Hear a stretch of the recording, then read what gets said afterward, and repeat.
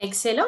Alors, écoutez, merci beaucoup de prendre part encore une fois au webinaire des conférences mémorables. Alors, permettez-moi de me présenter. Noa Bengayet, je suis directrice recherche et développement qualité des services à la Fédération québécoise des sociétés Alzheimer et j'aurai le plaisir donc d'animer et de modérer le webinaire d'aujourd'hui. Alors, les conférences mémorables sont rendues disponibles grâce à un financement d'Eli Lilly, le Consortium canadien sur la neurodégénérescence et le vieillissement, et la participation de Brain Exchange et la Société Alzheimer du Canada. Alors, dès votre entrée dans le webinaire ou dans la salle de conférence, vous avez été mis en mode sourdine. Alors, n'hésitez pas, si vous avez des problèmes techniques, à utiliser la boîte de dialogue ou le chat. Et pour vos questions par rapport à la présentation d'aujourd'hui, d'utiliser spécifiquement la boîte de questions-réponses ou le Q&A. Pour ceux qui nous suivent également sur la page Facebook de la Fédération québécoise des sociétés Alzheimer, vous pouvez également mettre en commentaire votre question et puis on la posera à notre conférencière durant la période de questions-réponses. Alors, la présentation va durer plus ou moins 40 minutes avec donc une période de questions à la fin.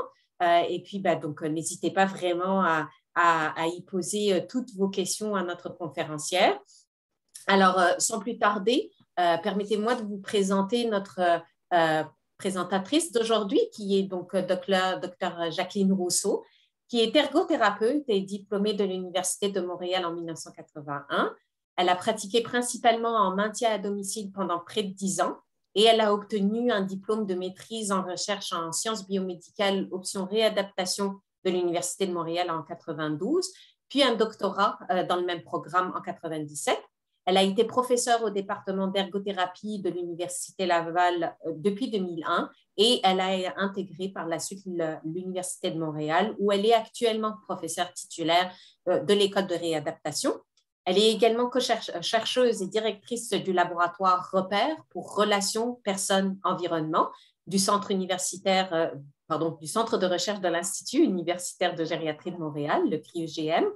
Sa thématique de recherche vise à mieux comprendre la relation, la personne en relation avec son environnement et ses intérêts de recherche concernent le maintien à domicile dans la communauté, notamment la technologie, l'aménagement domiciliaire, l'accessibilité universelle et le développement d'instruments d'évaluation. Ces projets sont subventionnés par des organismes reconnus et elle encadre également plusieurs étudiants au cycle supérieur. Dr. Rousseau est finalement lauréate du mérite du Conseil interprofessionnel du Québec en 2010 pour s'être distinguée au service de sa profession et de son ordre professionnel. Alors, c'est vraiment un grand plaisir de vous accueillir, Dr. Rousseau, surtout qu'on travaille aussi ensemble sur d'autres projets et puis c'est vraiment un plaisir de vous côtoyer.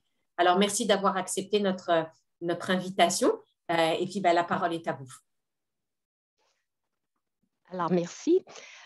Bienvenue à vous tous et vous toutes pour cette présentation et merci de consacrer du temps pour vous intéresser à nos travaux de recherche. Je remercie Mme Bengayet de m'avoir invité pour présenter une partie de nos travaux de recherche qui, pour cette présentation d'aujourd'hui, vont porter sur le développement d'un nouvel instrument d'évaluation qui s'intitule l'EDIP version cognitive, qui est un nouvel instrument d'évaluation pour le contexte de vie à domicile, pour les aînés spécifiquement qui ont des troubles neurocognitifs, et cet instrument s'adresse aussi à leurs proches. Les buts de la présentation pour aujourd'hui sont d'abord quelques constats sur les troubles neurocognitifs qu'on va voir ou revoir ensemble, et principalement la présentation de ce nouvel instrument d'évaluation spécifique au maintien à domicile. Donc, les troubles neurocognitifs, en quoi ça consiste? Alors, ils sont caractérisés par une perte des facultés mentales qui vont réduire la capacité d'une personne à s'occuper d'elle-même de façon autonome. Donc, en particulier, on retrouvera des problèmes de mémoire, des problèmes de planification, d'organisation, des problèmes de jugement et d'autres problèmes peuvent aussi être présents. En particulier, les gens qui présentent la maladie d'Alzheimer sont des gens qui ont des troubles neurocognitifs et on va parler entre autres de cette population à travers la présentation d'aujourd'hui. La Société Alzheimer du Canada a identifié 10 priorités de recherche au Canada. Notre projet répond à 6 de ces priorités et ce sont les priorités suivantes. Le projet concerne la capacité du système de santé, donc la priorité 4, le soutien aux aidants, la priorité 5, la formation des fournisseurs de soins, donc en particulier les intervenants, qui concerne la priorité 7. On aborde aussi dans notre projet le point de vue en lien avec les collectivités amies des personnes atteintes d'une maladie cognitive, qui est la priorité 8. Et en particulier, on se concentre sur le domicile. La mise en application des meilleures pratiques, priorité 9. Donc, on verra que le développement de cet instrument d'évaluation fait partie d'un projet de recherche. Donc, on se basera sur des données probantes et des données scientifiques. Et également, on rejoint la priorité 10 qui concerne le développement d'approches non pharmacologiques pour gérer les symptômes. Notre projet rejoint également 2 des 3 objectifs nationaux qui ont été identifiés par l'Agence de santé publique du Canada dans un document qui s'intitule « Stratégie sur la démence pour le Canada ». Et en particulier, notre projet touche l'objectif 2, qui est de faire progresser les thérapies et trouver un remède. On s'entend ici qu'on est plus dans le volet « faire progresser les thérapies ». Et l'objectif 3, qui est d'améliorer la qualité de vie des personnes atteintes de démence et les aidants naturels. D'abord, une mise en contexte avec quelques constats, peut-être un rappel de quelques chiffres pour certains et certaines d'entre vous. Pour d'autres, peut-être que ces chiffres sont nouveaux. Alors, si on se concentre sur certaines statistiques en lien avec la démence, sur le plan mondial, en 2015, on a identifié 47 millions de personnes qui présentaient des problèmes de démence.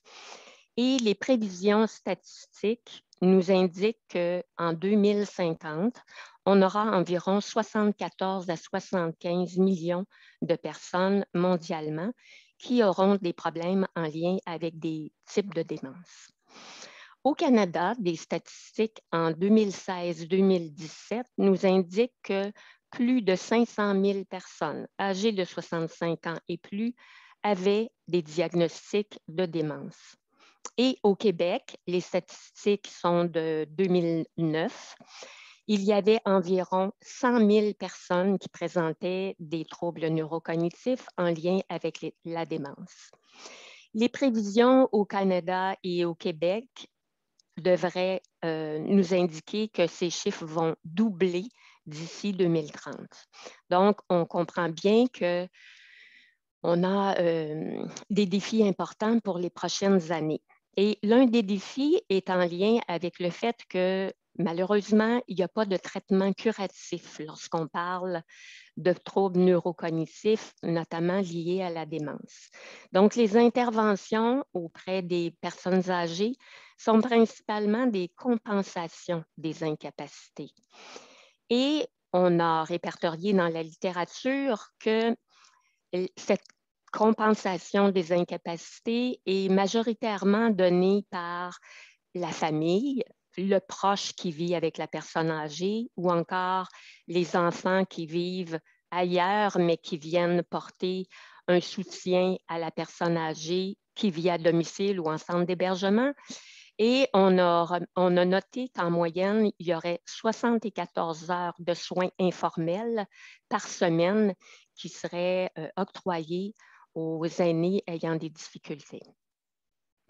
Ce qui nous amène à la politique québécoise, à la politique canadienne et également la prise de position de l'Organisation mondiale de la santé qui va vers ce mouvement de vieillir chez soi dans sa communauté. Donc, on veut encourager le maintien à domicile des personnes âgées et également offrir du soutien aux aidants. Ceci est tout à fait en cohérence avec ce qui est mentionné de la part des aînés et ce qu'on voit également dans la littérature par rapport à leur désir de rester à domicile le plus longtemps possible, bien sûr en ayant une qualité de vie. Ces constats nous ont donc amenés à vouloir mieux comprendre le contexte de vie des aînés ayant des troubles neurocognitifs, mais aussi de leurs proches aidants, et ce, dans le contexte du domicile. On a d'abord fouillé dans la littérature pour voir quels étaient les instruments d'évaluation qui pouvaient nous éclairer à ce sujet. Et ils sont très rares et ceux qui existent comportent certaines lacunes. Alors, que faire pour mieux comprendre et aider au maintien à domicile? Nous avons donc décidé, et quand je dis nous, c'est nos équipes depuis plusieurs années qui travaillent sur ces intérêts de recherche, nous avons décidé d'aborder la problématique de façon différente. Donc, plutôt que de se concentrer sur l'aîné ou sur le proche, nous allons plutôt proposer un instrument d'évaluation et une approche qui va se concentrer sur la relation entre les deux, c'est-à-dire la relation entre l'aîné et son proche aidant, qu'on appellera l'interaction personne-environnement. On notera aussi qu'on va se préoccuper non pas juste de l'environnement humain, c'est-à-dire le proche aidant, mais également de l'environnement non humain, donc tout ce qui est le domicile d'un point de vue physique, architectural, objet, mobilier. On y reviendra dans quelques minutes. Alors, tout ceci nous a amené à développer un nouvel instrument d'évaluation qui est l'évaluation à domicile de l'interaction personne-environnement, la version cognitive. Et je précise la version cognitive. Dans quelques minutes, je vous explique pourquoi. Tout d'abord, avant d'entrer dans le vif du sujet, on va se poser la question, à quoi sert un instrument d'évaluation? Un instrument d'évaluation va nous aider principalement à nous donner une structure. Donc, l'instrument va donner une structure à l'intervenant qui va aller évaluer l'aîné dans son domicile. Cette structure va nous aider dans la façon de recueillir ou de collecter nos informations lors de l'évaluation. Cet instrument d'évaluation-là va aussi nous permettre une certaine objectivité, et je dirais le plus d'objectivité possible lors de la cueillette de ces informations et lors de la façon dont on prendra pour aller chercher cette information.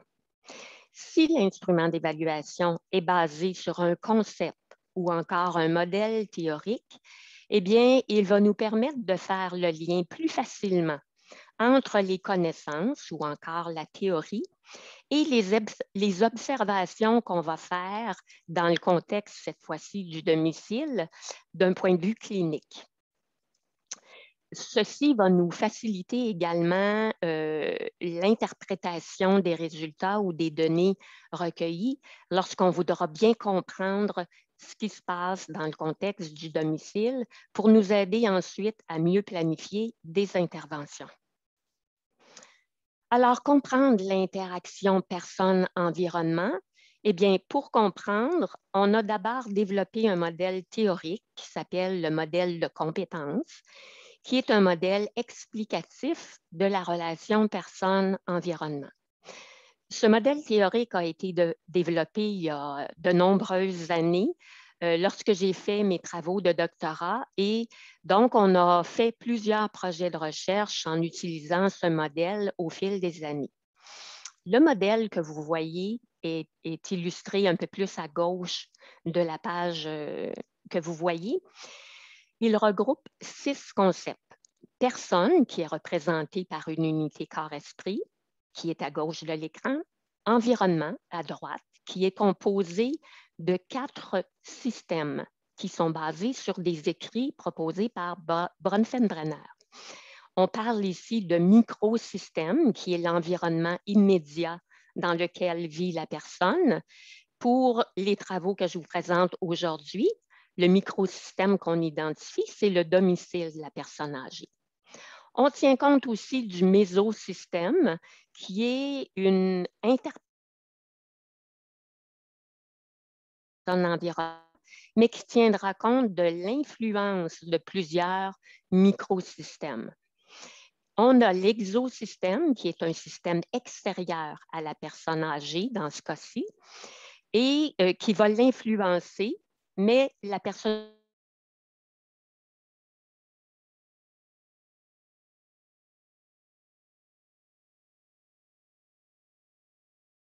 idéologie d'un peuple. Donc, pour les travaux d'aujourd'hui, on va se concentrer sur la relation personne-environnement, donc l'aîné, dans un microsystème qui est le domicile. Et comment s'explique cette relation personne-environnement dans le modèle de compétence? Bien, le modèle de compétence dit que la personne, elle est en constante interaction avec son environnement et la façon dont on peut l'observer, dont on peut l'analyser, c'est par les activités qu'elle fera ou qu'elle fait et les rôles qu'elle assume.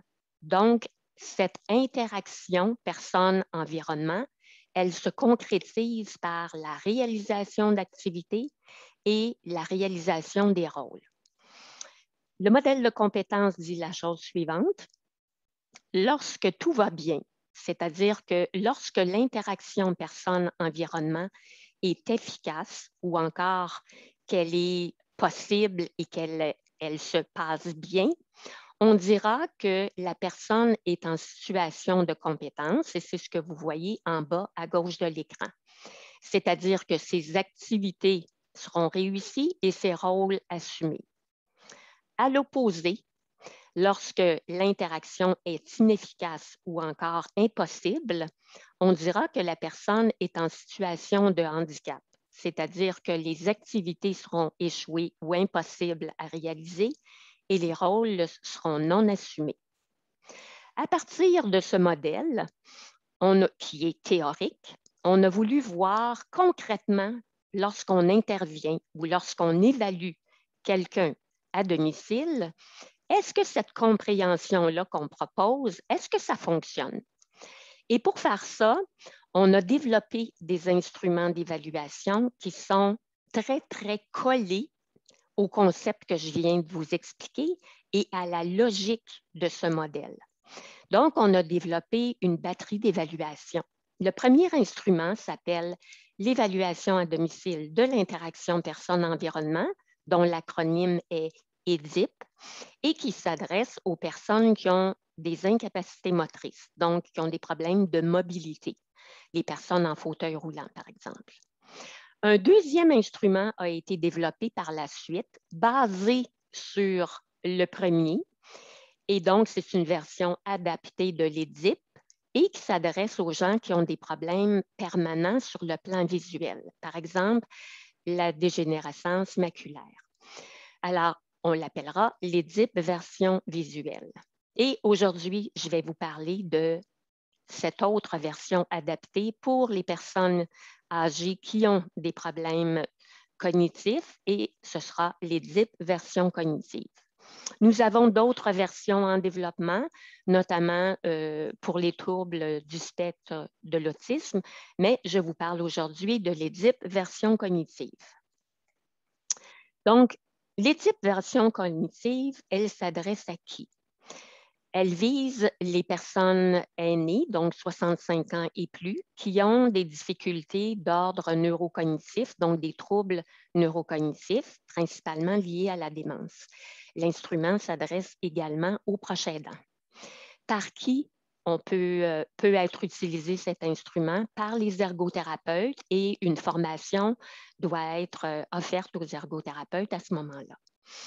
Où se passe l'évaluation? Elle doit se passer dans le contexte du domicile de l'aîné. Je ne peux pas passer l'EDIP version cognitive lorsque l'aîné, par exemple, est à l'hôpital, même si on prévoit un retour à domicile. L'instrument doit être passé à domicile. Pourquoi on voudra passer l'EDIP version cognitive? On voudra identifier les causes qui viennent perturber cette interaction personne-environnement. Donc, qu'est-ce qui vient perturber l'interaction? Est-ce que ce sont les problèmes particulièrement reliés à la personne? Est-ce que ce sont des problèmes qui sont particulièrement reliés à l'environnement ou est-ce que ce sont des problèmes qui sont reliés aux deux? Donc, ce sont des questions qu'on va se poser. L'EDIP version cognitive devrait nous permettre de recueillir les informations nécessaires pour nous éclairer à ce sujet. Comment on procède pour utiliser l'EDIP version cognitive? Alors, on ira avec plusieurs modes d'évaluation. On aura des entrevues, des mises en situation et aussi des observations. Et le temps de passation varie entre 3 et 5 heures. Je peux dire qu'actuellement, avec les projets qui sont en cours, on est beaucoup plus près du 3 heures que du 5. Et l'évaluation se déroule en 2 visites, parfois 3 si c'est nécessaire. Alors, l'évaluation de l'interaction à domicile de l'interaction personne-environnement, ça ressemble à quoi? Alors, vous reconnaissez ici le schéma du modèle de compétences sur lequel est basée l'EDIP version cognitive. Et je disais tout à l'heure que pour vérifier si cette compréhension que nous amène le modèle s'avère utile lorsqu'on est en milieu de pratique ou en clinique, bien, on a ce qu'on appelle opérationnaliser les concepts de façon à les rendre observables et qu'on puisse les évaluer. Donc, dans l'EDIP version cognitive, et c'est différent si je prends l'EDIP version visuelle ou motrice, j'aurai ici les caractéristiques en particulier que je veux documenter lors de mon évaluation.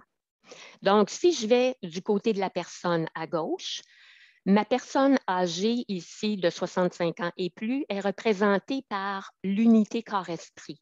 Donc, on considérera plusieurs aspects de sa personne. Donc, entre autres, et on mettra l'accent sur les problèmes cognitifs. Il pourrait y avoir d'autres problèmes, comme des problèmes visuels, auditifs, ou encore liés à la prise de médicaments ou d'alcool, qu'on va tenir compte lors de l'évaluation, mais on va se concentrer principalement sur les problèmes cognitifs. On va tenir compte également, et on va un peu plus à gauche sur l'écran, des attentes internes. Ce sont les attentes de la personne âgée elle-même par rapport à son contexte de vie actuel. On va tenir compte de son comportement et on va tenir compte aussi de la perception qu'elle a de son vécu dans le contexte du domicile actuellement et ce qu'elle entrevoit pour le futur. Je me déplace à droite de l'écran complètement où vous avez la bulle qui représente le domicile. On aura toujours dans notre analyse 2 dimensions. On aura la dimension humaine de l'environnement qui est tout à fait à droite, où on va ici considérer le proche aidant.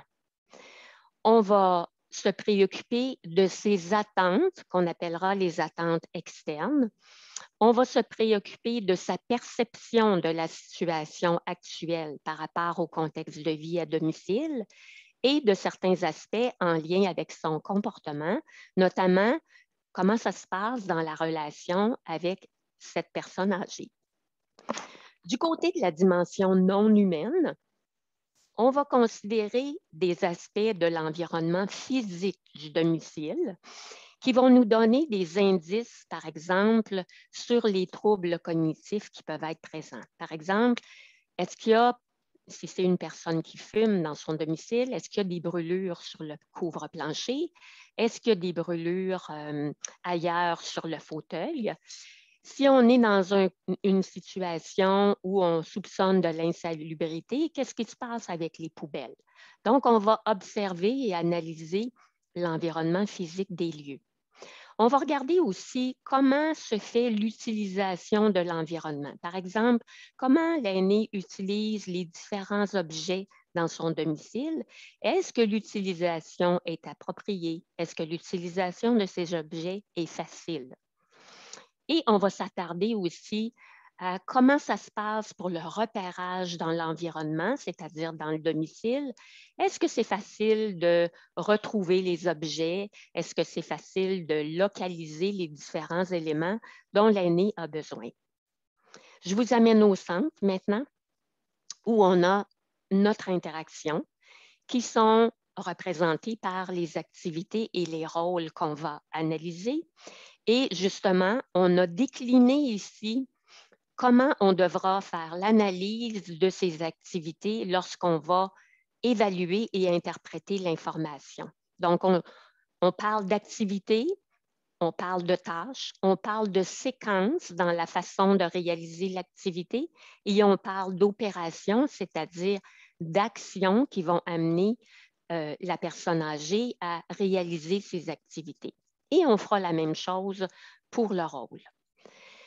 L'étype version cognitive est basée sur une échelle de cotation. Donc, on l'appelle l'échelle de compétences qui est illustrée à gauche de votre écran. Et on a une échelle ordinale, une échelle à 4 niveaux, qui passe de 3 situations de compétences à 0 situation de handicap, avec des intermédiaires qui sont situations de compétences avec difficulté et situations de compétences partielles. Donc, vous avez une flèche au bas de l'écran en bleu et aux extrémités de cette flèche, vous avez situation de compétences à gauche, situation de handicap à droite, pour illustrer qu'entre ces deux extrêmes au niveau de l'interaction ou de la façon de qualifier l'interaction, bien, on aura des intermédiaires. Ce n'est pas nécessairement noir ou blanc. L'étype version cognitive comprend 3 sections et on y vient. La section 1 de l'instrument va aider à explorer les problèmes cognitifs et leur impact. Donc, on a 2 sous-sections à la section 1. La première section concerne les conditions préalables et actuelles. Donc, on va précisément regarder comment ça se passait pour la personne âgée et comment ça se passait pour le proche aidant avant l'apparition des troubles neurocognitifs et comment ça se passe maintenant. Et pour faire ça, on va utiliser des entrevues en dyade, c'est-à-dire l'évaluateur va rencontrer simultanément l'aîné et son proche aidant. Et on aura aussi des entrevues individuelles. On aura donc une entrevue individuelle avec l'aîné et on aura une entrevue individuelle avec le proche aidant. Quel genre de questions on pose? Par exemple, à l'aîné, on a la question suivante. Dans quel contexte actuellement trouvez-vous qu'il y a des difficultés? L'aide que vous recevez est-elle nécessaire? Et en parallèle, en entrevue individuelle, on va aussi poser une question au proche aidant. Alors, qu'est-ce qui vous a amené à vous impliquer auprès du proche aidé? Excusez-moi, je bouge un peu l'image, sinon je perds des informations. Alors, c'est notre première sous-section de la section 1. L'autre sous-section concerne des indicateurs des troubles cognitifs et on va recueillir ces informations-là principalement par l'observation de l'environnement non humain. Donc, on va regarder comment les choses sont placées, comment l'environnement est-il adéquat, y a-t-il des indices environnementaux, comme je le soulevais tout à l'heure, qui nous amènent à se questionner sur certains points. On va aussi faire la même chose au niveau de la personne. Donc, on va être attentif s'il y a des indices qui nous amènent, par exemple, à se préoccuper de la sécurité ou encore, par exemple, si la personne fume, je redonne le même exemple, est-ce qu'elle a des brûlures sur ses vêtements? Donc, on va être attentif tout au long du processus d'évaluation, mais principalement dans la section 1, à des indices au niveau de la personne ou de l'environnement qui peuvent nous indiquer s'il y a des troubles neurocognitifs ou autre chose. Voici la section 2 de l'instrument qui est concentrée sur l'évaluation de l'interaction. Je fais quand même ici une parenthèse, que ce soit dans la section 1 ou la section 3 qui viendra ensuite, on a toujours des éléments qu'on évalue dans cette logique d'interaction, mais on a des éléments qui vont être parfois majoritairement nous aider à comprendre la personne ou à comprendre l'environnement. Mais ici, on est vraiment dans cette section 2, je dirais, en plein dans l'interaction avec les différents éléments qu'on veut évaluer. Donc, la première chose qu'on évaluera dans cette section, c'est on va demander à la personne de localiser et d'identifier différents objets dans son domicile. Par exemple, on va lui demander d'aller nous chercher le dentifrice et de l'apporter à un endroit précis dans la maison. Et on va faire ça avec différents objets, différents vêtements courants. Et un peu plus tard dans l'évaluation, on fera un rappel par rapport à ces éléments. Donc, on veut ici aller chercher des informations en lien avec certaines fonctions cognitives en particulier, dont la mémoire, par exemple. Une autre épreuve dans cette évaluation est liée à prendre un repas, pardon. Non pas préparer un repas, mais prendre un repas. Donc, on va demander, par exemple, à la personne de réchauffer une soupe. J'attire votre attention ici. On a souvent l'habitude dans les évaluations des activités de la vie quotidienne dont l'acronyme est AVQ, de regarder comment la personne réalise l'activité d'un point de vue fonctionnel pour pouvoir manger et préparer son repas. Ici, notre analyse est différente. Comme on est dans le cadre de la relation personne-environnement, on veut comprendre l'interaction personne-environnement et l'analyser. Notre analyse va porter sur comment la personne réagit ou interagit avec, ici, dans l'activité prendre un repas, avec principalement l'environnement non humain.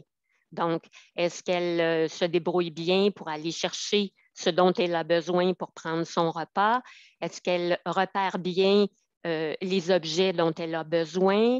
Est-ce qu'elle utilise adéquatement les objets? Et donc, ce sont des exemples qui feront partie de l'analyse.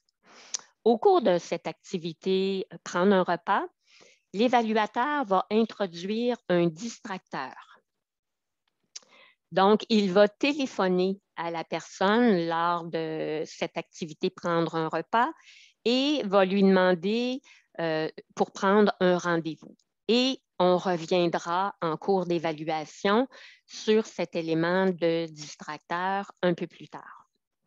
Et la section 2 se termine par une entrevue en diade, donc personne âgée et son proche aidant, où on propose un scénario qui est le suivant. On va demander à ces deux personnes de se concerter pour l'achat hypothétique d'un cadeau. Et on va leur demander de préciser et de s'entendre à qui elles voudront offrir ce cadeau, qu'est-ce qu'elles voudront offrir et pourquoi. Ceci va nous permettre de documenter les aspects en lien avec cette interaction personne-environnement humain, contrairement à prendre un repas qui était focalisé sur personne-environnement non humain. Section 3 et dernière section de l'édite version cognitive qui nous amène ici à valider et interpréter le processus d'évaluation. On aura deux sous-sections. La première est la synthèse, la deuxième est le potentiel de changement. La synthèse, c'est la synthèse de l'ensemble de l'information qu'aura recueilli l'évaluateur jusqu'à maintenant. Et je vous ai intégré une petite figure qui démontre un déséquilibre. À la fin de l'évaluation, on aura probablement certaines difficultés en lien avec la personne, avec l'environnement humain, avec l'environnement non humain ou carrément dans l'interaction qui vont avoir été dégagées de l'ensemble du processus d'évaluation et qui nous amènent à un déséquilibre dans cette interaction personne-environnement. Et on voudra, et bien sûr, intervenir à ce niveau-là et j'y reviens dans la prochaine diapo. L'autre élément ici, ce sera de regarder le potentiel de changement. On voudra documenter cette possibilité de potentiel de changement en faisant une entrevue en dyade, donc personnes âgées, proches aidants, mais majoritairement avec l'ensemble de l'information qu'on a recueillie au cours de l'évaluation. Et les questions qu'on se pose ici, on en a quelques-unes, mais par exemple, on se posera la question, des interventions sont-elles nécessaires ou possibles en lien avec des difficultés qu'on a dégagées au niveau de la personne, au niveau de l'environnement humain, au niveau de l'environnement non humain ou encore au niveau de l'interaction. Il peut y avoir des difficultés à tous ces niveaux et il peut y avoir des difficultés à seulement certains d'entre eux. Alors, qu'est-ce qu'on fait une fois que l'évaluation est complétée? On doit maintenant interpréter les informations qu'on a recueillies. Donc, pour bien comprendre l'interaction personne-environnement, on va se ramener au modèle de compétence, qui est notre modèle explicatif de la relation personne-environnement, sur lequel est bien collé, entre guillemets, l'EDIP version cognitive qui nous a permis de dégager nos informations et qui va nous permettre de comprendre cette interaction personne-environnement. Donc, notre interprétation des informations va porter sur des éléments qu'on aura dégagés en lien avec la personne. On va dégager autant les capacités que les incapacités. On n'est pas intéressé à voir juste ce qui ne va pas bien. On veut savoir aussi ce qui va bien. Et ça, on va le faire pour les différents éléments quand on va interpréter l'information. Ce sera la même chose pour l'environnement. On va documenter l'environnement humain, donc qu'est-ce qui se passe du côté du proche aidant, et on va documenter aussi qu'est-ce qui se passe du côté de l'environnement non humain, donc le domicile comme tel. Et on va bien sûr vouloir interpréter ce qui se passe au niveau de cette interaction personne-environnement, car c'est ce qui nous intéresse principalement ici.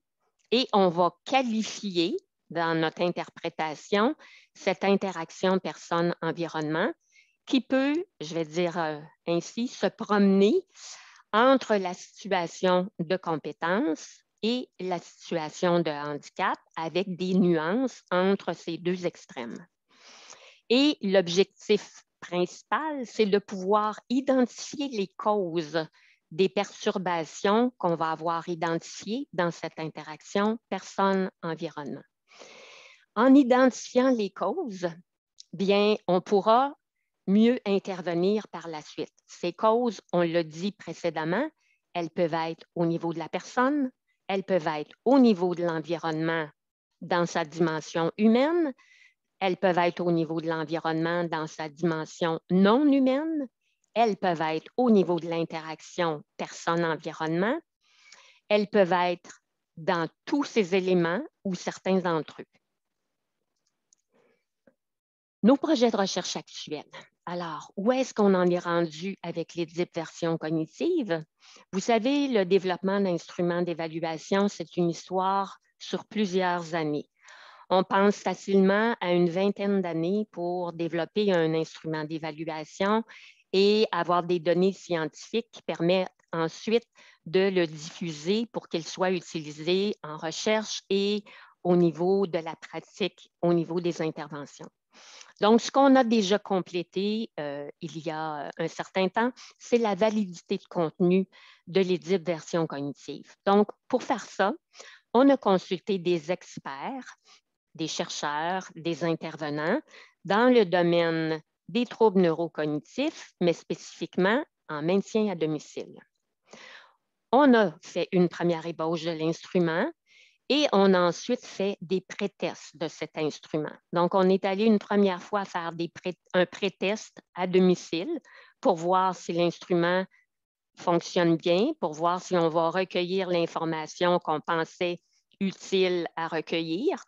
On a remodifié certains aspects de l'instrument. On est retourné faire un pré-test et voilà, l'instrument était prêt pour passer à une prochaine étape et c'est ce qu'on est en train de faire maintenant. On est en train, grâce à des fonds obtenus de la Société Alzheimer du Canada, je veux descendre mon image. Donc, Grâce à des fonds de la Société Alzheimer du Canada, nous sommes en train de faire la fidélité interexaminateur de l'EDIP version cognitive. Donc, ce projet-là est en cours. On a des personnes qui sont déjà en train de participer à notre projet. Donc, on a besoin d'avoir 30 dyades au total. Donc, les dyades sont formés de l'aîné et de son proche aidant. Et on a 2 ergothérapeutes qui se rendent à domicile et qui font la passation de l'EDIP version cognitive. En simultané, on a un projet sur la consistance interne de l'EDIP. Donc, les données en lien avec la consistance interne vont nous permettre de voir et d'analyser l'homogénéité de l'EDIP version cognitive et voir, par exemple, s'il y a des items de l'instrument qui sont redondants ou répétitifs par rapport à certains autres items. Et si c'est le cas, à ce moment-là, on pourrait réduire le nombre d'items de l'instrument. On aura besoin de 60 dyades pour faire les analyses de consistance interne. Et comme je le disais, ce projet est en cours également. Et on a également le projet en lien avec la description du profil du contexte de vie à domicile qui se fait auprès de 70 dyades. Donc, tous les participants à ce projet d'ensemble, les données qu'on va recueillir sont au total 70 dyades et les analyses vont nous permettre de répondre à ces 3 volets en particulier du projet de recherche. Alors, en conclusion, une meilleure compréhension des enjeux du maintien à domicile vont nous permettre de rétablir cet équilibre entre dans la relation personne-environnement. Donc, c'est pour ça que je vous ai mis une petite balance ici qui est bien équilibrée. C'est ce qu'on va chercher à faire. Donc, nos prochaines étapes au niveau des projets de recherche seront de développer des interventions axées, on le souhaite, sur l'environnement non humain, afin, entre autres, de réduire la demande de soutien à domicile de la part du proche aidant. Donc, on espère qu'avec les données qu'on recueillera dans le projet actuel avec les l'EDIP version cognitive, que ça nous permettra de mieux comprendre cette interaction personne-environnement et de mieux comprendre ce qui se passe au niveau de l'environnement non humain, entre autres, de façon à voir si on peut développer de nouvelles interventions pour faciliter le fonctionnement de l'aîné dans son domicile et, par conséquent, réduire la demande de soutien de la part du proche aidant. Si nos projets vous intéressent, je vous laisse les coordonnées ici pour nous contacter. Donc, vous pouvez contacter Julie Yip, qui est professionnelle de recherche et qui travaille principalement sur le projet dont je vous ai parlé. Et vous pouvez me contacter moi directement. Et nous serions bien heureux d'avoir votre collaboration pour ces projets qu'on juge bien importants pour le maintien à domicile des aînés. Je suis disponible et pour les périodes de questions. Alors, je laisse la parole à Mme Ben-Gayed qui va pouvoir piloter cette période dès maintenant. Excellent. Alors, bon, je vois que ma caméra ne s'ouvre pas, mais je ne sais pas si vous me voyez ou pas. Voulez-vous que j'arrête le partage d'écran? Oui, s'il vous plaît. Excellent, super. Merci beaucoup. Alors, effectivement, merci beaucoup pour cette présentation qui nous montre à quel point le rôle des ergothérapeutes dans le maintien à domicile est crucial. Et puis, vous avez apporté aussi énormément de précision par rapport à l'importance de l'interaction de la personne avec son environnement, mais surtout aussi parfois le déséquilibre entre ce que pense la personne, que ce soit la personne atteinte ou le proche aidant, versus la réalité par rapport à des résultats que vous aurez obtenus à une évaluation. Alors, la première question, puis on en a déjà reçu plusieurs là, durant votre présentation, c'est comment réagissent les dyades lorsque vous faites ce genre d'évaluation qui parfois les met face à leurs difficultés à domicile.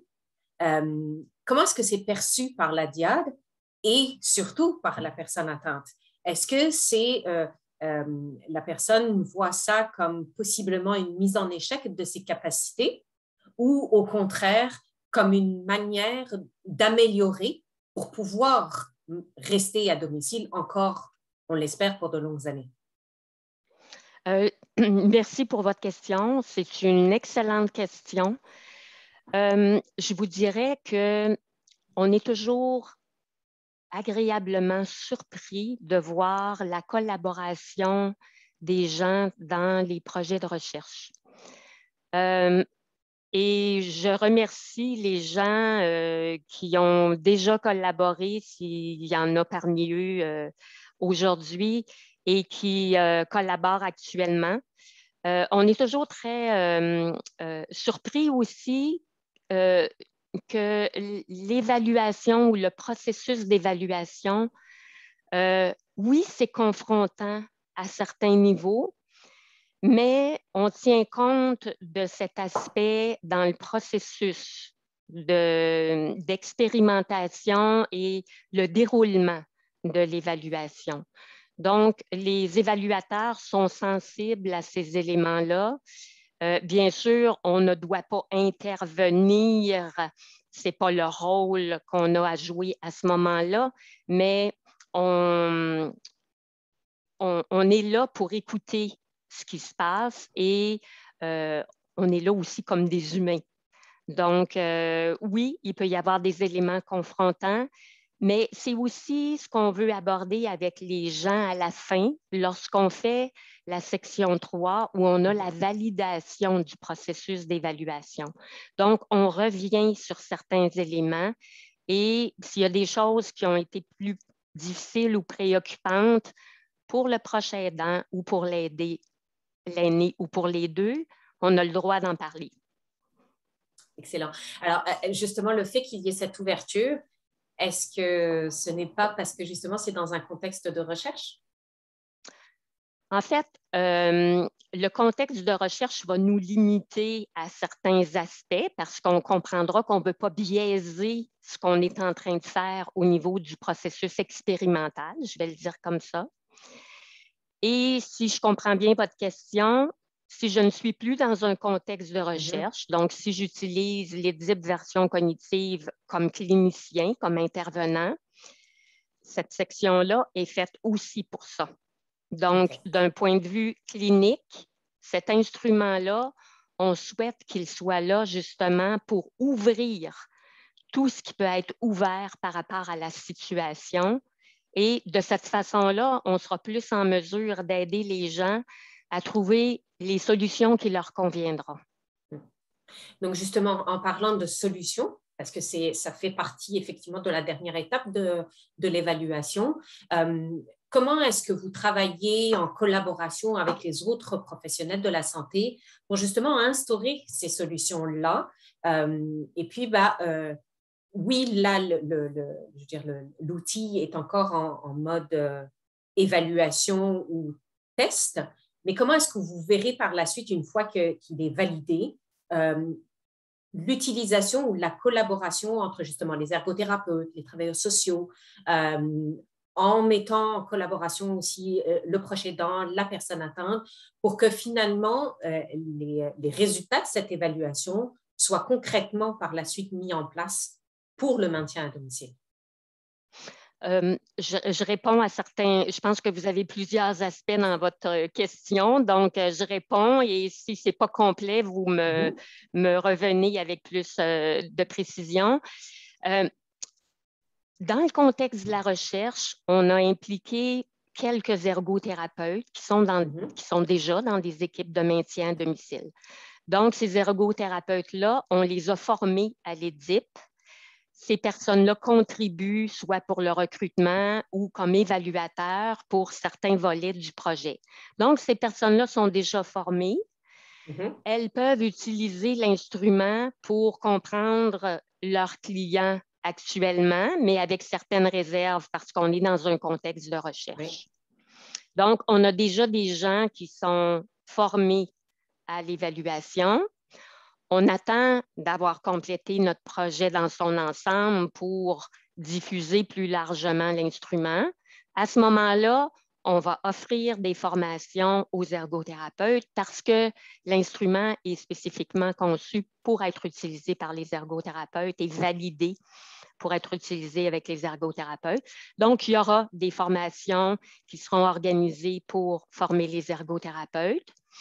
Maintenant, quand on travaille en équipe multidisciplinaire, je pense que c'était un volet de la question, vous savez, le modèle de compétences que j'ai expliqué au départ n'est pas un modèle à usage exclusif en ergothérapie. L'édite version cognitive est pour les ergothérapeutes, mais pas le modèle de compétences. Et c'est voulu ainsi. Le modèle de compétences peut être utilisé par d'autres disciplines, par d'autres professionnels, et c'est facile de l'utiliser en équipe. Parce que si, par exemple, je suis en équipe avec l'intervenant social, avec le neuropsychologue, avec l'infirmière, le physiothérapeute, c'est un langage qui est facile à comprendre et on peut situer assez facilement l'ensemble des professionnels à l'intérieur d'une partie ou de l'autre de ce modèle théorique. Okay. Maintenant, au niveau des personnes âgées elles-mêmes et des proches aidants, je pense que c'était un autre volet de votre question ou vous voulez passer à une autre question? Non, non, on peut effectivement passer à une autre question.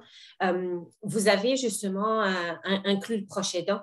Un des commentaires, c'était très intéressant de voir que ce modèle tient compte du proche aidant tout au long du processus et surtout qui accorde une considération au proche aidant, donc un commentaire. Alors, est-ce que vous y voyez une limite justement à l'évaluation en absence de proche aidant? C'est un excellent point. Et je réponds avec deux volets. Le premier volet, c'est l'édite version cognitive. Si vous avez une personne âgée qui n'a pas de proche aidant, vous pouvez l'utiliser quand même, mais l'interprétation de l'information va être un petit peu différente parce que vous n'aurez pas cette interaction personne-environnement humain, mais vous aurez tout le reste. Donc, on aura quand même énormément d'informations utiles. Donc, ça, c'est une première portion de ma réponse. Reprécisez-moi la question. Donc, c'était par rapport aux commentaires justement qui étaient faits que c'était intéressant d'avoir le proche aidant qui était impliqué dans ce processus-là, mais que est-ce que potentiellement, ça serait une limite à l'évaluation en l'absence d'un proche aidant? Et je pense que vous y avez très bien répondu. Beaucoup de questions aussi reviennent par rapport à quel stade est-ce que la personne devrait être pour pouvoir participer au projet et s'il y aurait une version ultimement abrégée pour les personnes qui auraient des atteintes qui seraient plus majeures. La version abrégée. Donc, voilà, qui ne seraient pas en mesure, de faire plusieurs mises en situation. Est-ce qu'il y a un niveau de difficulté par rapport aux mises en situation, dépendamment de l'atteinte de la personne elle-même? Je réponds en premier pour la version abrégée. Je vous dirais qu'une version abrégée n'est pas dans nos projets actuels parce que faire une version abrégée demande d'avoir finalisé beaucoup de choses au niveau du projet et on verra à ce moment-là si c'est une possibilité ou non. Mais oui, ça peut être une possibilité. Maintenant, à peu près toutes les personnes, sauf les gens qui sont en centre d'hébergement, sont des personnes potentielles avec lesquelles on peut utiliser l'édite version cognitive.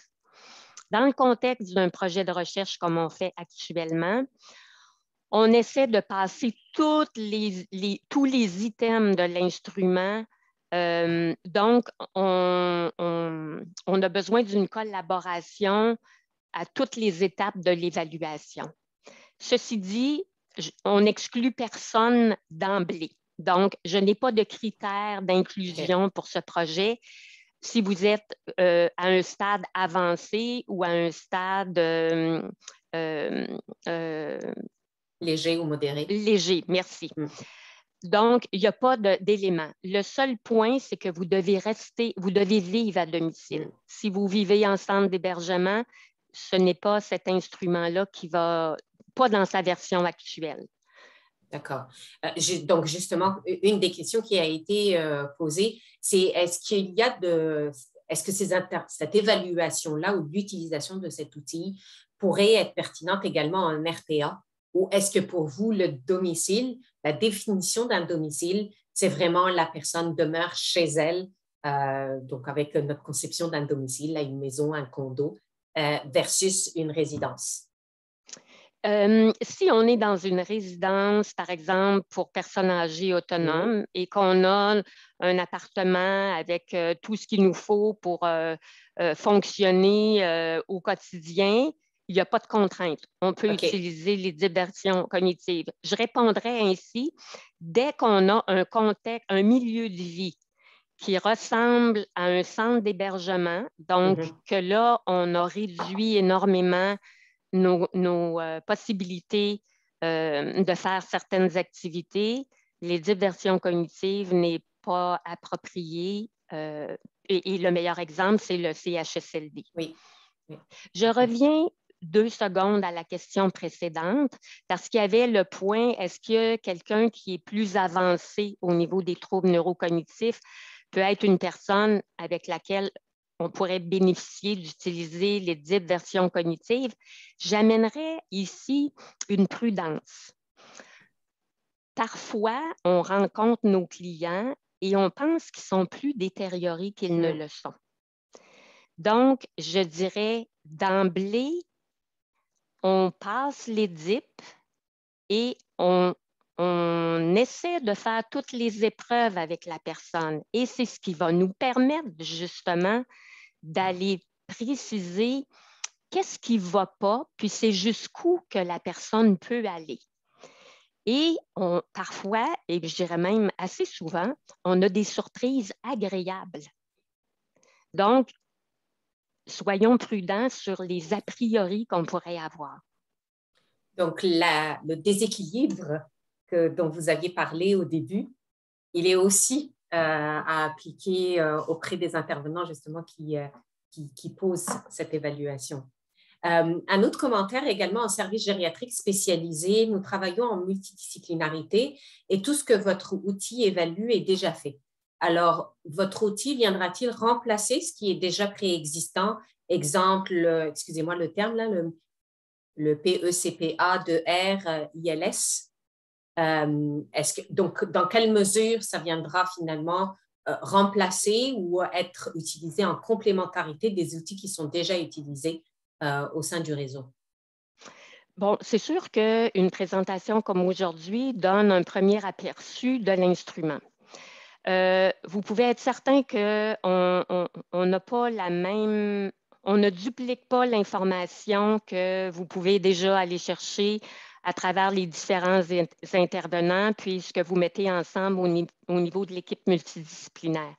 On se concentre ici avec une façon différente d'évaluer le contexte à domicile. Et je reviens sur le point qui est important. Ce qu'on veut voir ici, c'est l'interaction personne-environnement et d'interpréter l'information avec une logique théorique qui est différente de ce qu'on a l'habitude de faire.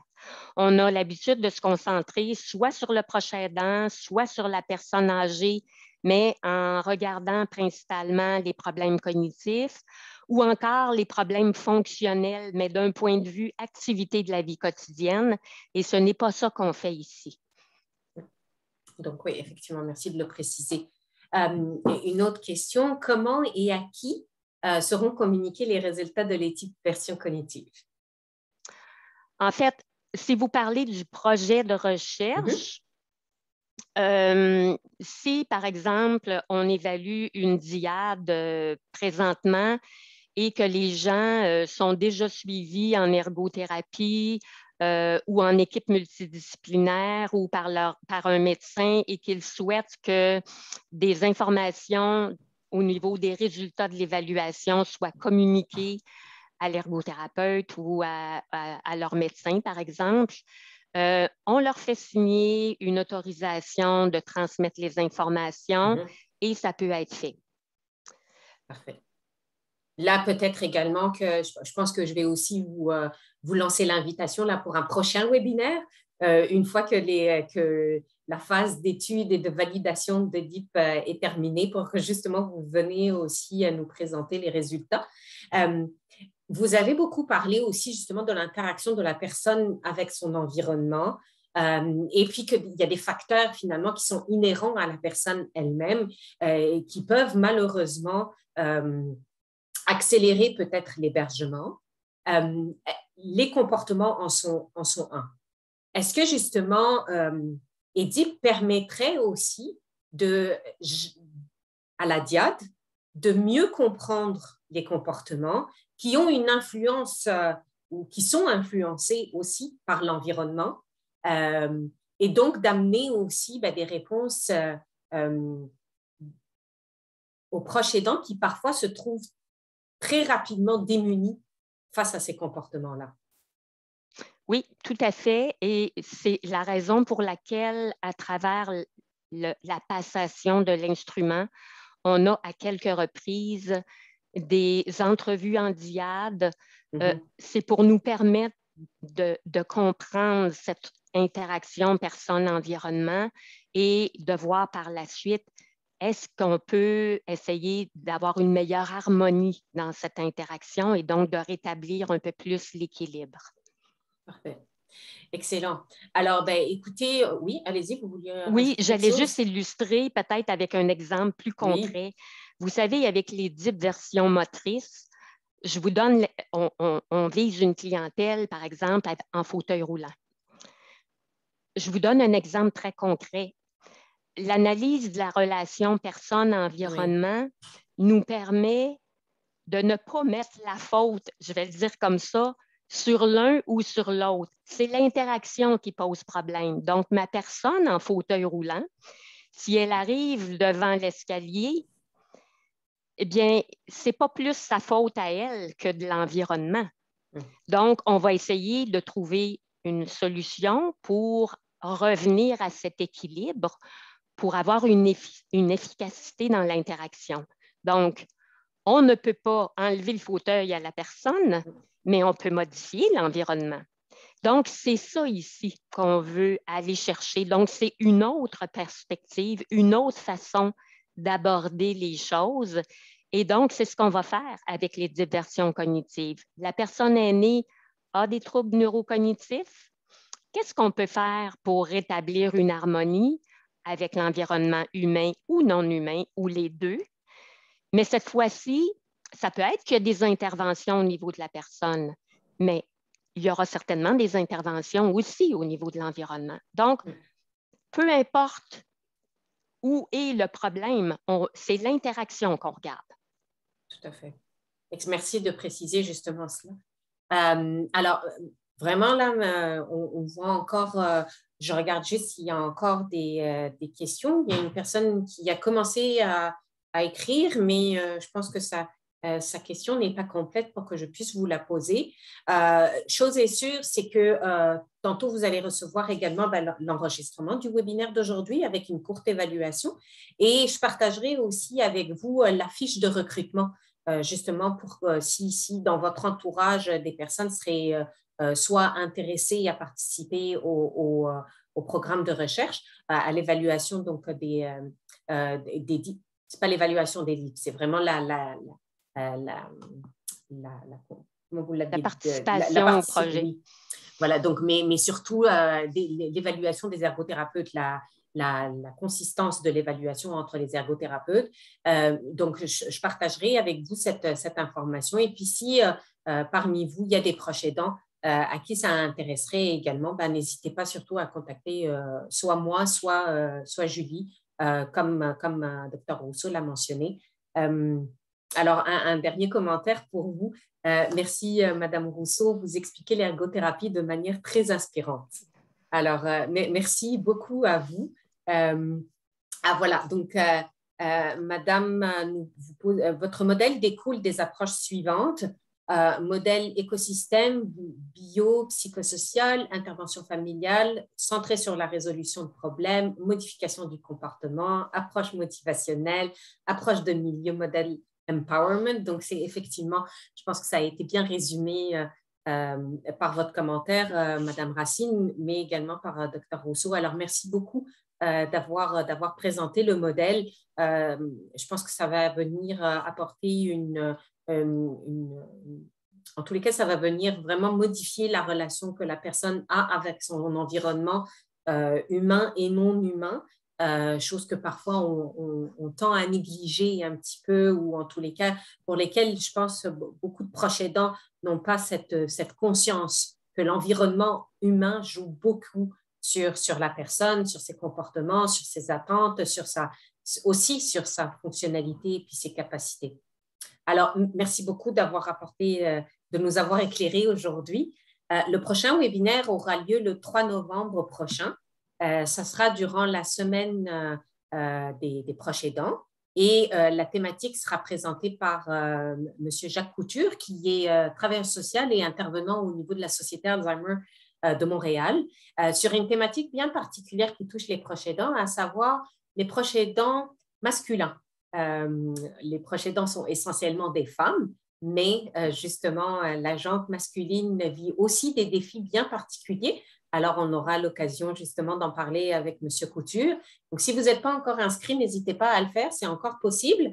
Et puis, merci beaucoup, Dr. Rousseau, de nous avoir entretenu aujourd'hui. Merci à tous les participants qui étaient là avec nous aujourd'hui, que ce soit sur Zoom ou sur notre page Facebook.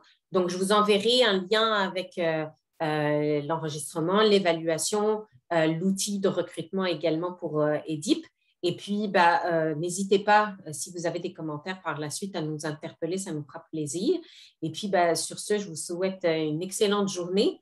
Profitez encore du soleil là, qui est magnifique dehors, pour ceux qui ont la chance d'en avoir et d'en profiter. Et puis, je vous remercie à tous et je vous souhaite une excellente fin de journée. Merci encore. Merci à tout le monde pour avoir été présent et merci, Madame Ben Gayed, à nouveau de m'avoir invitée. Merci encore à vous. Bonne journée. Au revoir. Au revoir.